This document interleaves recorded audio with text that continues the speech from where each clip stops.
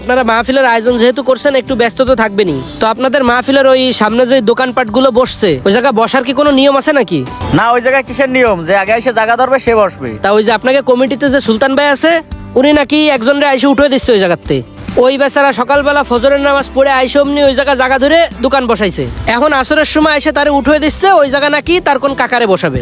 এটা কোনো কথা? সুলতান মাহফিলে এগুলো করবে কেন? যে আগে এসে জায়গা ধরছে সেই বসবে। আরে শোনেন ভাই, আমি শুনেছি সুলতান ভাই দোকানদারের কাছ থেকে টাকা খাইয়ে ভালো ভালো পজিশনে দোকানগুলো বসাই দিচ্ছে।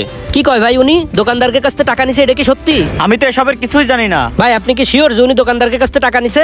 আরে হয় ভাই, আমি নিজের চোখে দেখেছি উনি অনেক দোকান থেকেই টাকা পয়সা নিছে। আচ্ছা এই কাহিনী তাই তো, ঠিক আছে আমি যাই দেখতেছি, গেলাম ভাই।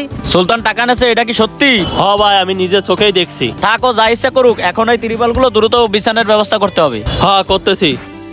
ও আচ্ছা সুলতান ভাই, আপনি কি এই জায়গায় দোকান বসানো নিয়ে কি সমস্যা হয়েছে কি?